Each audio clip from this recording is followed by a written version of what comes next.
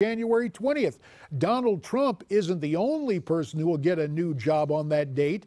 With his inauguration, his wife Melania will be our nation's new First Lady. Now, it's worth noting, regardless of political party or political philosophy, most First Ladies have championed a cause. As we see pictures of Melania there with her spouse, we recall that most recently Michelle Obama said she wanted to fight childhood obesity. Nancy Reagan launched her Just Say No campaign as she battled the war on drugs. And during a rare campaign appearance last week, Melania Trump announced that as First Lady, she would lead the battle against cyberbullying.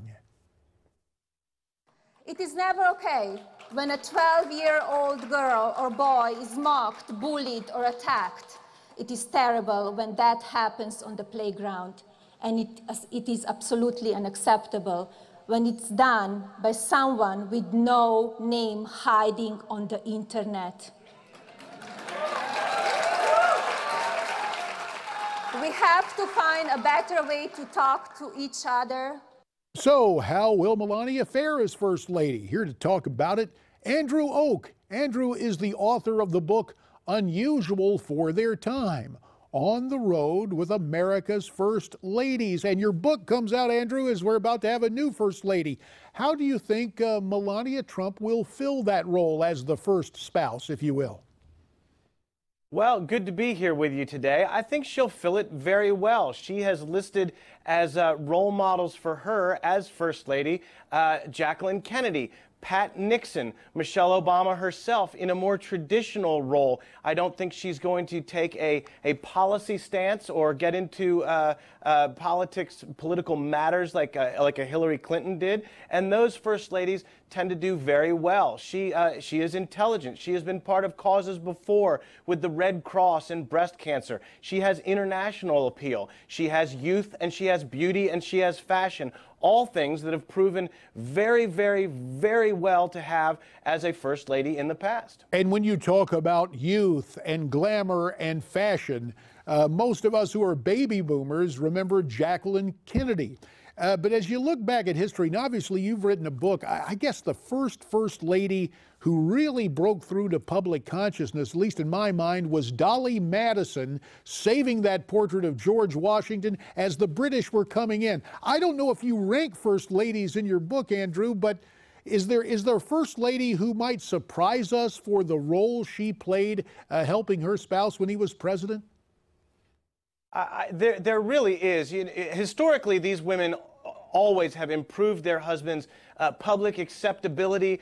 They've softened them in the public eyes. Dolly Madison's a perfect example because James Madison was a gruff little all business kind of guy. Dolly Madison threw the best parties in Washington, D.C. She knew about politicking. She knew about seating charts and to put adversaries next to each other, so they were forced to talk about things, forced to work things through. Her style was legendary. Her turbans, her dresses. When you move forward in history, Julia Tyler, Tyler's second wife, was another one that improved his poll ratings and acceptability in the public with her youth and beauty and style and parties. Frances Cleveland, the youngest First Lady in history at 21, did wonderful things for Grover. She was part of ad campaigns and campaigning for his second term in office and in as fact, well. they had a White House wedding. Andrew, only got about 45 seconds left. From your perspective, who ranks as our most surprising First Lady?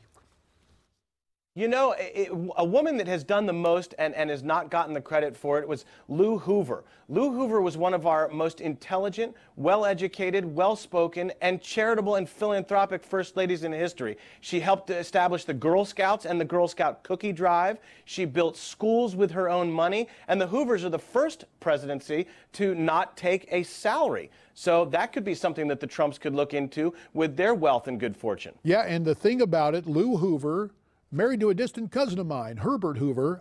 You know, the Hoovers really were charitable, but they did it behind the scenes, commensurate with their Quaker faith. So it's interesting you reappraise and offer us an interesting look at Lou Hoover. The name of the book, again, is Unusual for Their Time: on the road with America's First Ladies. Andrew Oak, today from NewsMax Washington. Andrew, we really do appreciate your time. You've written a great book about a subject that we continue to watch unfold with the inauguration coming in January. Thanks very much, Andrew. Really appreciate it. Thank you.